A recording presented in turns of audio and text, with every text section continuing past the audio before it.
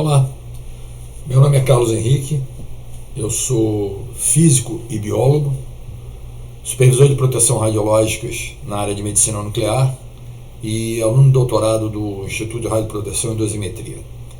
Gostaria de apresentar o trabalho sobre mapeamento das taxas de dose em um serviço de medicina nuclear veterinário exclusivo para equinos.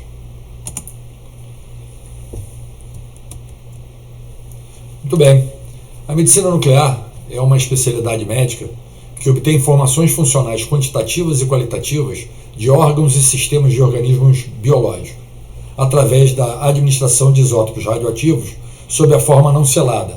Esses isótopos podem ser administrados via oral, inalatória, endovenosa e, em casos especiais, por injeção subcutânea. O procedimento cintilográfico compõe-se de anamnese, que é a avaliação do paciente, a administração do radiofármaco neste paciente, a obtenção das imagens deste paciente e a interpretação das imagens para este paciente. No momento, não há uma regulamentação específica para utilização e implantação de serviços de medicina nuclear e radioterapia para uso veterinário. No momento, a regulamentação ela está em elaboração e passando por discussão com especialistas, e depois disso vai para consulta pública antes da sua publicação.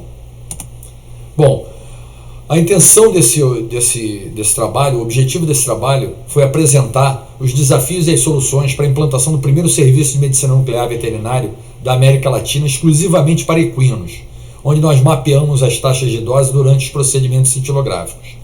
Cabe ressaltar que esse serviço ele trabalha exclusivamente com pacientes atletas e atletas de alta performance, de provas de salto, provas de corrida, provas de tambor, e esses atletas de alto impacto sofrem bastante impactos, sofrem bastante lesões nos membros inferiores e causam claudicação e atrapalham as provas. Esse foi o motivo da eleição da cintilografia óssea como procedimento para esse trabalho. Como nós não tínhamos uma legislação específica para a utilização e implantação na veterinária, nós utilizamos para o arranjo experimental as legislações e recomendações utilizadas para a implantação e controle de serviços de medicina nuclear humana. O grupo que nos apoiou, o grupo técnico que nos apoiou bastante foi o pessoal da CENEM-SED, da CGMI, que autorizou experimentalmente para uso e administração com radionuclídeo, tecnécio, as cintilografias ósseas para esse tipo de animais. Bom, quais são as características do serviço de medicina nuclear da Clinic Laboratory Ross Center? O serviço está inserido na estrutura do centro de imagens, que é composto de um serviço de radiologia digital, um serviço de ultrassonografia e um serviço de ressonância magnética. A instalação do serviço de medicina nuclear possui um acesso distinto dos outros serviços, 3 baias de espera e repouso exclusivos para esses animais injetados, uma radiofarmácia e uma sala de exames cintilográficos. Essa é a planta do serviço, onde a gente pode ver que a entrada do centro de imagens não medicina nuclear é aqui a 3 horas, e às 6 horas a entrada do serviço de medicina nuclear. A gente vê que as baias são exclusivas, elas estão contidas no serviço de medicina nuclear, tá? Aqui a radiofarmácia e a sala de exames. O pé direito desse serviço tem 4,5 metros, os vãos das portas possuem medidas especiais devido ao tamanho dos animais, dos pacientes. Os pisos receberam atenção especial, por exemplo, o piso da entrada é um revestimento PU, tipo emborrachado, bruto, para aguentar o peso dos animais, o ferro que vem nos cascos e aguentar os animais quando eles entram no serviço com o corpo molhado. As baias de espera receberam cimento e impermeabilizante, mais sobre esse cimento impermeabilizado, mais uma cama de maravilha que dá conforto e higiene ao ambiente. E a sala de exames nós optamos pelo piso vinílico, que é o mesmo piso utilizado no serviço de medicina nuclear para humanos. Essa é a porta de entrada do serviço, detalhando o tamanho do vão de acesso. Aqui é a porta das baias, uma porta blindada, que é essa branca, com visor plumbífero, e aqui uma porta de ferro, caso o animal se agite e escoiceie uma porta dessas. Essa porta é muito pesada.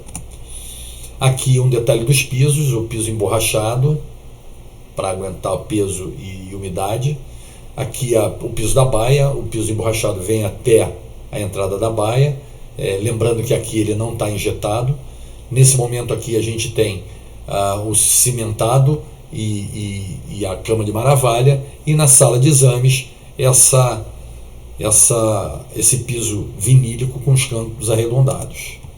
Bom, a sala de exames não possui janelas, as paredes do serviço de medicina nuclear com cantos arredondados e pintura plástica lavável, e a sala de exames ela é toda climatizada e a iluminação é por plafond de LED controlado por dimmer. A sala não tem janela porque o animal está sedado fazendo exame aqui embaixo e qualquer distração ele pode mexer e atrapalhar, inclusive pode se assustar. Então aqui a gente tem as paredes sem janelas, os pisos com paredes arredondadas, a pintura plástica que vem até 2,10 metros, 2,5 metros mais ou menos. Aqui a climatização e aqui o detalhe dos plafons embutidos com dimmer.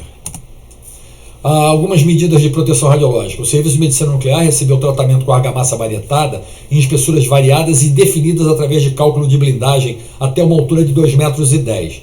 O Serviço de Medicina Nuclear, todo ele foi classificado como área controlada. E como tal, como diz a norma para humanos, ela é toda sinalizada e tem seu acesso controlado.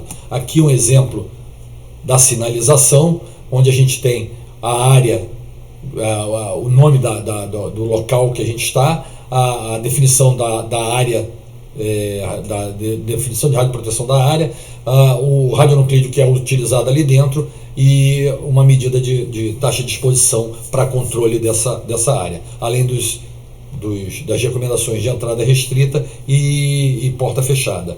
Aqui à direita nós temos as recomendações e os procedimentos de emergência para caso de contaminação de superfície, contaminação de pessoal, de vestimenta. Existem mais dois ainda, que é de incêndio e de inundação, que estão afixados, todos eles estão afixados em todas as salas.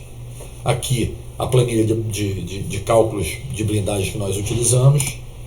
E alguns procedimentos especiais de radioproteção vale a pena a gente citar aqui.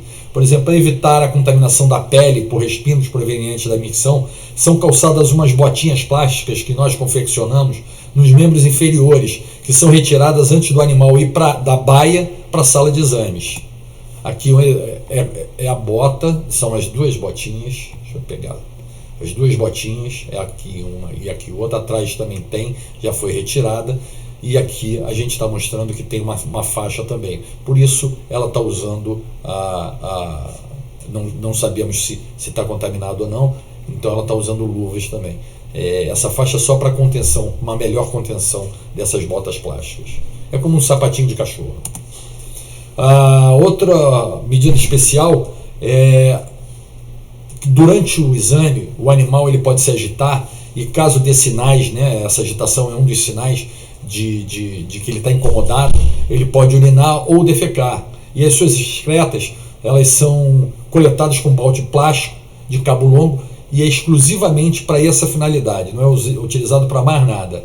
Então, muita gente pergunta quais são os sinais. A fêmea abre as pernas, levanta a cauda, dá uma sentadinha. Então isso já deixa a gente, quando ela começa a se agitar durante o exame, ela está sedada, então ela começa a dar uma agitada, a gente já sabe que tem alguma coisa errada. Então a gente já fica a postos com esse balde na mão. O macho é a mesma coisa, ele também dá uma angulada na coluna, ele vai se agitando mais. Então a gente já sabe mais ou menos quando o animal tá para fazer xixi.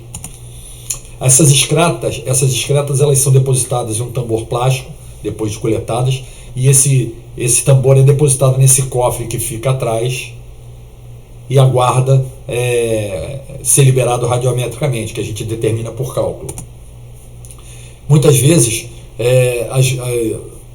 as excretas estão na baia. Então, como são feitas? Ou são peneiradas como areia de gato, né, com aquele garfo e tal, e a gente separa e deixa a urina que foi absorvida na serragem, ou se a serragem for muito velha, se a maravalha estiver muito gasta, a gente retira ela dali e bota também dentro dos tambores. Não é usual retirar a cama de maravalha toda vez que o paciente entra. Ela absorve e não dá cheiro. Aqui é a nossa planilha de cálculos de gerência de rejeito. E a preparação do paciente para entrar no serviço e realizar o exame, é importante a gente falar que os pacientes são...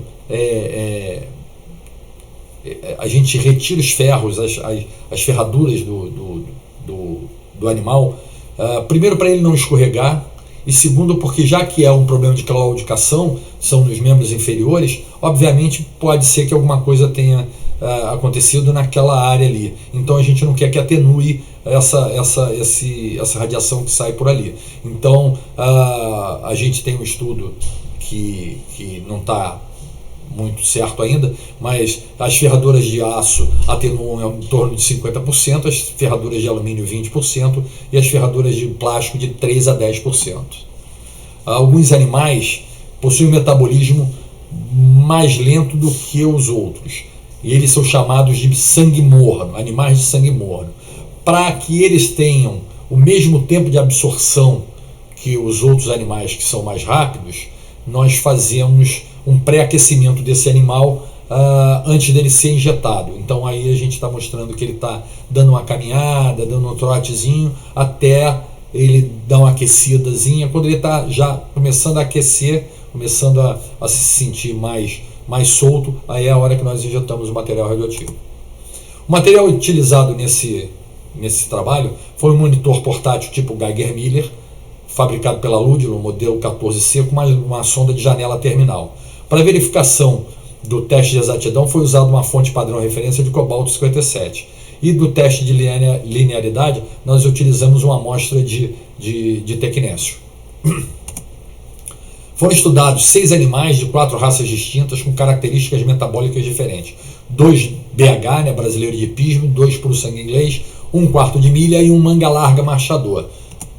Aqui a gente tem o BH, o brasileiro de hipismo, o puro sangue inglês, o quarto de milho e o manga larga. A gente vê que são sangue morno, sangue quente, sangue morno.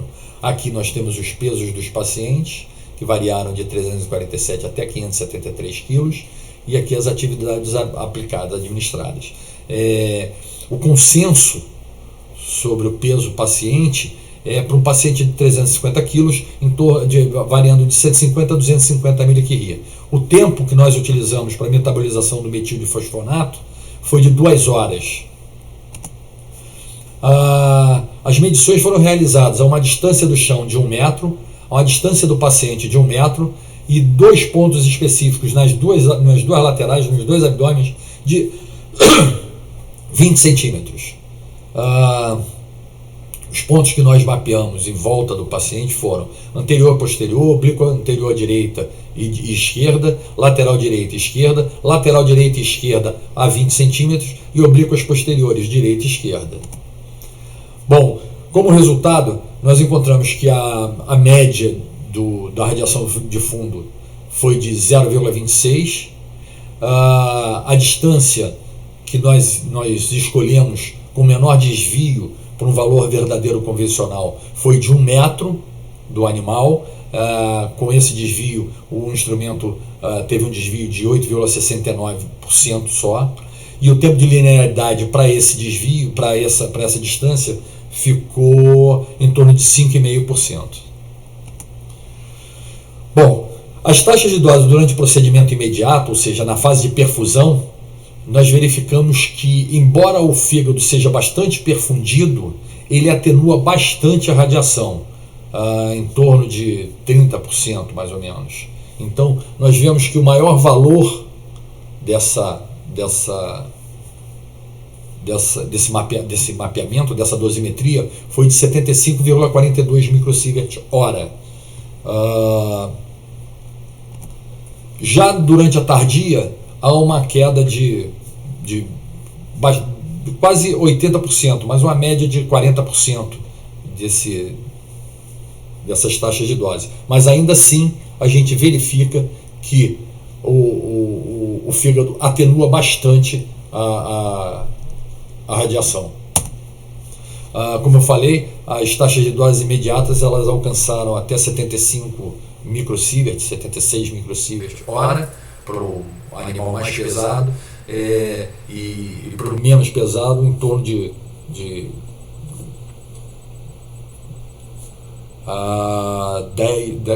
35%, 35 microsievert.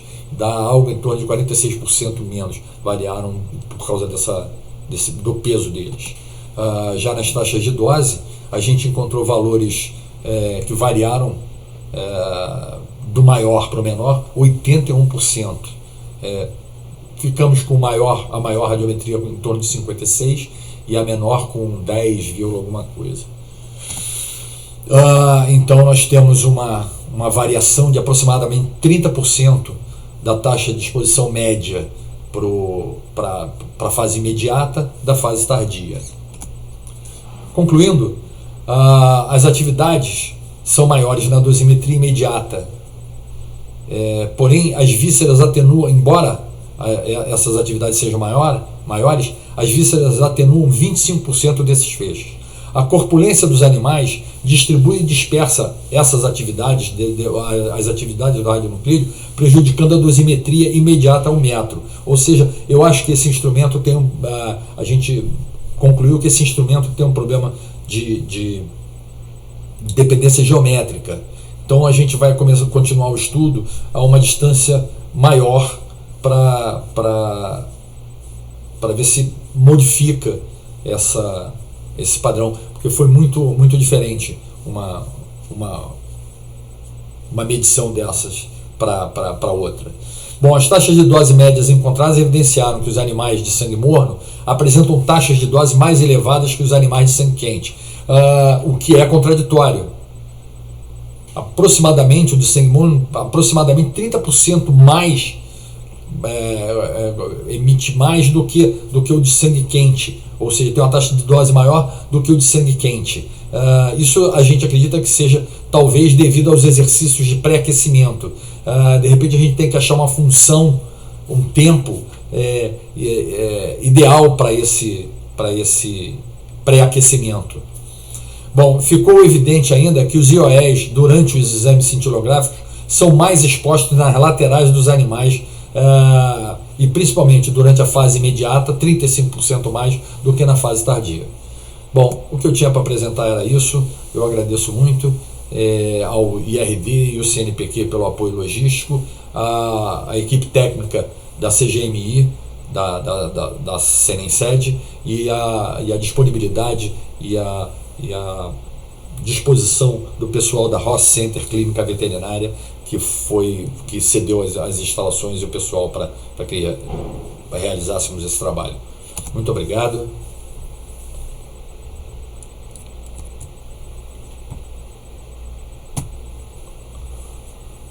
Agora foi.